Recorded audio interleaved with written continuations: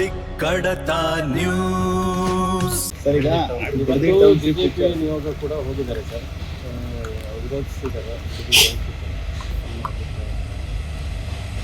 ಈ ಸರ್ಕಾರ ಇದ್ದಂಥ ಸಂದರ್ಭದಲ್ಲಿ ಅಶ್ವತ್ಥನಾರಾಯಣ ಅವರು ಈ ಜಿಲ್ಲೆಯ ಉಸ್ತುವಾರಿಯಾಗಿದ್ದ ಸಂದರ್ಭದಲ್ಲಿ ಅಶೋಕ್ ಅವರು ಬಹುಶಃ ಮತ್ತು ರೆವಿನ್ಯೂ ಮಿನಿಸ್ಟರ್ ಆಗಿದ್ರು, ಹೋಮ್ ಮಿನಿಸ್ಟರ್ ಆಗಿದ್ರು, ಗೊತ್ತಿಲ್ಲ ನನಗೆ. ಜಗದೀಶ್ ಶೆಟ್ಟರು KDP ಮಿನಿಸ್ಟರ್ ಆಗಿದ್ರು, ಇಂಡಸ್ಟ್ರಿ ಮಿನಿಸ್ಟರ್. 1,000 ಎಕರೆ ಅಕ್ವೈರ್ ಮಾಡಿದ್ರು. ಇದರಲ್ಲಿ ಈ ಏನು 10,000 ಎಕರೆ ಅಕ್ವಿಷನ್ ಇತ್ತು, ಅದರಲ್ಲಿ 1,000 ಎಕರೆನ ಜಗದೀಶ್ ಶೆಟ್ಟರೆ ಅವರು KDP ಮಿನಿಸ್ಟರ್ ಅಕ್ವೈರ್ ಮಾಡಿದ್ರು. ಅವತ್ತು ನಾನೊಂದು ಪ್ರೆಸ್ ಮೀಟ್ ಮಾಡಿದೆ, ಎಲ್ಲಿ ಆ ಹೊಸೂರು ಭಾಗದಲ್ಲಿ ಹೋಗಿ ಒಂದು ಪ್ರೆಸ್ ಮೀಟ್ ಮಾಡಿದೆ. ನಾನು, ರೈತರು, ಜೊತೆಗೆ ನಮ್ಮ CM ಲಿಂಗಪ್ಪನವರು ಕೂಡ ಇದ್ದರು. ನಾನು ಹೇಳಿದೆ, ಈ 1,000 ಎಕರೆ ನೀವು ತಗೊಳ್ಳೋದಾದರೆ ಪೂರ್ತಿ ತೊಗೊಳ್ಳಿ, 10,000 ಎಕರೆನೂ ತೊಗೊಳ್ಳಿ. 1,000 ಎಕರೆ ತೊಗೊಳ್ಳೋದು, ಇನ್ನು ಮಿಕ್ಕಿದ್ದನ್ನು ರೆಡ್ ಝೋನಲ್ಲಿ ಇಡೋದು ಇದು ಸೂಕ್ತ ಅಲ್ಲ ಅಂತಕ್ಕಂಥ ಹೋರಾಟ ನಾವು ಕೂಡ ಮಾಡಿದೋ. ಆ ಸಂದರ್ಭದಲ್ಲಿ ನಮ್ಗೆ ಆ ಭಾಗದಲ್ಲಿ ಆ ರೈತರುಗಳು ಸ್ಪಂದಿಸ್ತಿಲ್ಲ. ಅವಾಗ ನಾವೇನು ತಿಳ್ಕೊಂಡು ಅಂದರೆ ರೈತರಿಗೆ ಇಂಟ್ರೆಸ್ಟ್ ಇರುವನೊಬ್ಬರು ಅಕ್ವಿಷನ್ ಆಗಲಿ ಅಂತಕ್ಕಂಥ ಮನಸ್ಥಿತಿಯಲ್ಲಿ ರೈತರಿದ್ದಾರೆ ಅಂತಕ್ಕಂಥದ್ದು ಅಂದ್ಕೊಂಡು ಕಡೆ ಯಡಿಯೂರಪ್ಪನವ್ರ ಹತ್ರ ಮುಖ್ಯಮಂತ್ರಿಗಳಾಗಿ ಒಂದು ಟೈಮ್ ತೊಗೊಂಡು ಯಡಿಯೂರಪ್ಪನವ್ರ ಫೋಟೋ ರಿಲೀಸ್ ಮಾಡ್ತೀನಿ ನಾನು ಶಾರ್ಟ್ಲಿ. ಯಡಿಯೂರಪ್ಪನವರು, ನಾನು, CM ಲಿಂಗಪ್ಪನವರು ಮತ್ತು ರೈತರುಗಳು, ಆ ಭಾಗದ ರೈತರುಗಳೆಲ್ಲ ಹೋದೋ ಯಡಿಯೂರಪ್ಪನವ್ರ ಹತ್ರ.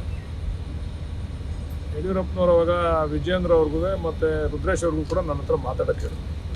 ಪಕ್ಕದಲ್ಲಿ ಇದೆಯಲ್ಲ, ಕೃಷ್ಣಾದಲ್ಲಿ ಒಂದು ಇದೆ, ಅದ್ರ ಪಕ್ಕದಲ್ಲಿ ಒಂದು ಇಂಡಿಪೆಂಡೆಂಟ್ ರೂಮ್ ಇದೆ, ಅಲ್ಲಿಗೆ ಕರ್ಕೊಂಡೋಗಿ ನಮ್ಮನ್ನು ಮಾತಾಡಿದ್ರು. ನೀವು ಏನು ಹೋರಾಟ ಮಾಡೋದು ಬೇಡ, ಏನು ಕಾನೂನಾತ್ಮಕವಾಗಿ ಬೆಲೆ ಇದೆ ಅದನ್ನು ಒಳ್ಳೆ ರೀತಿಯಲ್ಲಿ ಬೆಲೆ ಕೊಡಿಸ್ತೀನಿ. ಅಲ್ಲಿ ಒಂದು ಏರೋನಾಟಿಕಲ್ಗೆ ಸಂಬಂಧಪಟ್ಟಂಥ ಒಂದು ಇಂಡಸ್ಟ್ರಿನ ಮಾಡಬೇಕು ಅಂತ ನಾನು ಆಲೋಚನೆ ಮಾಡಿದ್ದೀನಿ. ಆ ಇಂಡಸ್ಟ್ರೀಸ್ ಅವರು ಕೂಡ ಒಪ್ಕೊಂಡಿದ್ದಾರೆ ಮಾಡಲಿಕ್ಕೆ. ಅಲ್ಲಿ ನಾನೀಗ ಸದ್ಯಕ್ಕೆ ಅದಕ್ಕೆ 5,000 ರಿಂದ 6,000 ಎಕರೆ ಅದಕ್ಕೆ ತೆಗೆದುಕೊಳ್ಳಿಕ್ಕೆ ನಾನು ರೆಡಿ ಇದ್ದೀನಿ. ದಯಮಾಡಿ ನೀವು ಹೋರಾಟ ಮಾಡೋದು ಬೇಡ, ನೀವು ಸ್ವಲ್ಪ ನಮಗೆ ಸಹಕಾರ ಕೊಡಬೇಕು. ಈಗ ಹಂಗಿದ್ರು ರೆಡ್ ಝೋನ್ ಆಗಿದೆ, ಇದರಿಂದ ಏನು ಮುಂದೆ ಏನು ಕೂಡ ಪ್ರಯೋಜನ ಆಗೋದಿಲ್ಲ. ಇದು ರೆಡ್ ಝೋನಿಂದ ಡ್ರಾಪ್ ಮಾಡಲಿಕ್ಕೆ ಆಗೋದಿಲ್ಲ. ಅದರಿಂದ ನೀವು ಸಹಕಾರ ಕೊಡಬೇಕು ಅಂತ ನನಗೆ ಹೇಳಿದಾರಾ ಇಲ್ವೋ ಅಂತೇಳಿ ವಿಜೇಂದ್ರ ಅವರು ಪ್ರಾಮಾಣಿಕವಾಗಿ ಮಾತಾಡ್ತಾರೆ. ಶಿವಕುಮಾರ್ ಅವ್ರಿಗೆ ರಾಜಕೀಯವಾಗಿ ನಾವು ವಿರೋಧ ಮಾಡ್ತೀವಿ ಅನ್ನೋದಾದರೆ ನಮ್ದೇನು ತಕರಾರಿಲ್ಲ. ಆದರೆ ಅವರ ಮನಸ್ಥಿತಿ ಬಗ್ಗೆ ನಾನು ಹೇಳ್ತಾರೆ. ವಿಜೇಂದ್ರ ಅವರ ಮನಸ್ಥಿತಿ, ವಿಜೇಂದ್ರ ಅವರವಾಗ ಒಂಥರ ಯಡಿಯೂರಪ್ಪನವ್ರ ವಾಯ್ಸ್ ಇದ್ದಂಗೆ. ಯಡಿಯೂರಪ್ಪನವ್ರು CM ಆಗಿದ್ದಾಗ ವಿಜೇಂದ್ರ ಅವ್ರ ವಾಯ್ಸು ಯಡಿಯೂರಪ್ಪನವ್ರ ವಾಯ್ಸ್ ಇದ್ದಂಗೆ. ಅವತ್ತು ವಿಜೇಂದ್ರ ಅವರು, ರುದ್ರೇಶ್ ಕೂಡ ಇದ್ರು ಅವತ್ತು. ರುದ್ರೇಶ್ ಅವರು ನೀವು ಕೇಳ್ಬೋದು ಬೇಕಾದ್ರೆ, ರುದ್ರೇಶ್ ವಿಜೇಂದ್ರ ಅವರು ಆತ್ಮೀಯರಿದ್ದಾರೆ. ರುದ್ರೇಶ್ ಅವರು ಕೂಡ ನಮ್ಮನ್ನು ಕರ್ಕೊಂಡು ಹೋದವ್ರೆ, ಅವರು ಅಲ್ಲಿಗೆ ಯಡಿಯೂರಪ್ಪನವ್ರ ಕರ್ಕೊಂಡು ಹೋದವರು.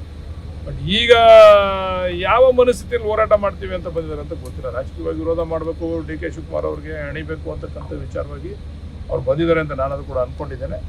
ಅವತ್ತು ಅಶ್ವತ್ಥನಾರಾಯಣ ಅವರು ಯಾವುದೊಂದು ತುಟಿನೂ ಬಿಟ್ಟಿಲ್ಲ ಆ ಸಂದರ್ಭದಲ್ಲಿ. ನಾವೆಲ್ಲ ಗಲಾಟೆ ಮಾಡಿದಾಗ, ಹೋರಾಟ ಮಾಡಿದಾಗ ಅವತ್ತು ಶಾಸಕರು ಕೂಡ, ಅವತ್ತಿನ ಶಾಸಕರು ಕೂಡ ಇದಕ್ಕೆ ಏನೂ ರಿಯಾಕ್ಟ್ ಮಾಡಲಿಲ್ಲ. ಅವತ್ತಿನ ಶಾಸಕರು ಕೂಡ ಅವತ್ತೇ ಮನ್ಸು ಮಾಡಿದರೆ, ಹಂಗಾರೆ BJP ಅವ್ರು ಮನ್ಸು ಮಾಡಿದರೆ ಅವತ್ತೇ ಡ್ರಾಪ್ ಮಾಡ್ಬೋದಾಗಿತ್ತು. ಇಲ್ಲಿವರೆಗೂ ಪಾಪ ರೈತರುಗಳು ಇಷ್ಟೊಂದು ಗಲಾಟೆ ಮಾಡುವಂಥ ಅವಶ್ಯಕತೆ ಇರಲಿಲ್ಲ, ಅವತ್ತೇ ಡ್ರಾಪ್ ಮಾಡ್ಬೋದಾಗಿತ್ತು. ಆದರೆ ಇವತ್ತು ರಾಜಕೀಯವಾಗಿ ವಿರೋಧ ಮಾಡಬೇಕು ಅಂತ ಬಂದವರು ಅಷ್ಟೇ. ಅವತ್ತು ನಾವು ಪ್ರೆಸ್ ಮೀಟ್ ಮಾಡಿದಾಗ ನಮ್ಮನ್ನು ಯಡಿಯೂರಪ್ಪನವ್ರು ಕರೆಸ್ದಾಗಲೇ ಇವರೆಲ್ಲ ಪಾಪ ಅಶೋಕಣ್ಣ ಅವ್ರಿಗೆ ಮತ್ತು ಬೇರೆಯವ್ರು ಯಾರು ಹೋರಾಟ ಮಾಡ್ತಾರಲ್ಲ ಅವರೆಲ್ಲ ನಮ್ಮನ್ನೆಲ್ಲ ಕರೆದಿ ಅವತ್ತು ಇಲ್ಲ ರೀ ನಾವು ಬಿಡ್ತೀವಿ ಹೋಗ್ರಿ ಅಂತ ಅಂದ್ಬಿಟ್ಟಿದ್ರೆ ಇಷ್ಟೊಂದು ಘಾಸಿ ತಗೊಳ್ಳೋವಂಥ ಅವಶ್ಯಕತೆ ಇರಲಿಲ್ಲ. ಅದರಿಂದ ಅವ್ರಿಗೆಲ್ಲ ಉದ್ದೇಶ ಏನು, DK ಶಿವಕುಮಾರ್ ಅವರು ಒಳ್ಳೆ ರೀತಿಯಲ್ಲಿ ಅವ್ರ ಮೂಗು ಚೆನ್ನಾಗಿದೆ. ಅವ್ರು ಮುಖ್ಯಮಂತ್ರಿ ಆದಮೇಲೆ ಅವರ ನಡವಳಿಕೆ,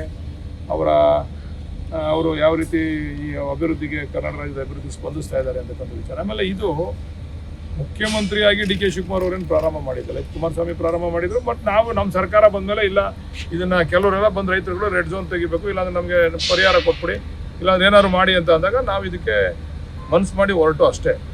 ಅವರು ಮುಖ್ಯಮಂತ್ರಿಯಾಗಿ ಇದಕ್ಕೆ ಚಾಲನೆ ಕೊಡಲಿಲ್ಲ. ಅವರು ಉಪಮುಖ್ಯಮಂತ್ರಿ ಆದಾಗಿಂದನೂ ಕೂಡ ಹಲವಾರು ರೈತರುಗಳ ಹತ್ರ ಚರ್ಚೆ ಮಾಡಿ ಚಾಲನೆ ಕೊಟ್ಟಿರ್ತಾರೆ. BJP ಅವರು ಇದ್ರ ಬಗ್ಗೆ ಬೇಕಾದ್ರೆ ವಿಜೇಂದ್ರ ಅವ್ರ ಜೊತೆ ನಾನು ಡಿಬೇಟ್ ಮಾಡ್ಲಿಕ್ಕೆ ರೆಡಿ ಇದ್ದೀನಿ. ನಮ್ಮನ್ನು ಕರೆದಿದ್ರೆ ಇಲ್ವಾ ಕೇಳಿ, ಪ್ರಾಮಾಣಿಕವಾಗಿ ಅವರು ನಮ್ಗೆ ಈ ಮಾತನ್ನು ಹೇಳಿದ್ರೆ ಇಲ್ವಾ ಕೇಳಿ. ರುದ್ರೇಶ್ ಅವ್ರನ್ನ ಕೇಳಿ, ನೀವು ವಿರೋಧ ಮಾಡಬೇಕು, DK ಶಿವಕುಮಾರ್ ಅವ್ರನ್ನ ಅಣಿಬೇಕು ಅಂತಕ್ಕಂಥ ವಿಚಾರದಲ್ಲಿ ಅವ್ರು ಮಾಡ್ತಾ ಇದ್ದಾರೆ. ನೋಡೋಣ ಅದು ಯಾವ ರೀತಿ ಆಗ್ತದೆ. ಟೌನ್ಶಿಪ್ ವ್ಯಾಪ್ತಿಯ ಟೌನ್ಶಿಪ್ ವ್ಯಾಪ್ತಿ ಜಾಗನೇ. ಅವತ್ತು ಅವ್ರು ಪರಿಹಾರ ಕೊಟ್ಟಿದ್ದು 90 ರಿಂದ 90 ಲಕ್ಷದಿಂದ 1 ಕೋಟಿ. ಎಷ್ಟು ವರ್ಷ ಆಗಿಲ್ಲ, ಕೇವಲ 3-4 ವರ್ಷ ಆಗಿದೆ ಅಷ್ಟೇ, 4-5 ವರ್ಷ ಆಗಿದೆ ಅಷ್ಟೇ. ಅವರು ಈ ವ್ಯಾಪ್ತಿಲಿ ಇರ್ತಕ್ಕಂಥ ಬೇರೆಯನ್ನು ತಗೊಂಡು ಅಕ್ವೈರ್ ಮಾಡಿದ್ರು. ಬೇರೆ ವ್ಯಾಪ್ತಿ ಪಕ್ಕದಲ್ಲಿ ಇರ್ತಕ್ಕಂಥ 1,000 ಚಿಲ್ಲರೆ ಅಕ್ವೈರ್ ಮಾಡಿ ಇದರಲ್ಲಿ 1,000 ಎಕರೆ ತಗೊಂಡು, ಇದರಲ್ಲಿ 1,000 ಎಕರೆ. ಇವತ್ತು ಯಾರು ಹಳ್ಳಿ ಸಂದರ್ಭದಲ್ಲಿ ರೈತರು ಹೋರಾಟ ಮಾಡ್ತಾರಲ್ಲ ಅವರೆಲ್ಲ 80 ಲಕ್ಷ 90 ಲಕ್ಷ ದುಡ್ಡು ತಗೊಂಡವ್ರಲ್ಲಿ, ಅವರೆಲ್ಲ ಜನತಾದಳದ ಮುಖಂಡರುಗಳು. ಅವ್ರ ಕಾಲದಲ್ಲಿ ಆಯ್ತು ಅಂತೇಳಿ 80 ಲಕ್ಷ 90 ಲಕ್ಷ ದುಡ್ಡು ತಗೊಂಡ್ರು. ಈಗ ಈ ಕಾಂಗ್ರೆಸ್ನವ್ರು ಮಾಡವ್ರೆ ಅಂತೇಳಿ ಹೋರಾಟ ಮಾಡ್ತಾವೆ. ಪಬ್ಲಿಕ್ ಕಡತ ನ್ಯೂಸ್.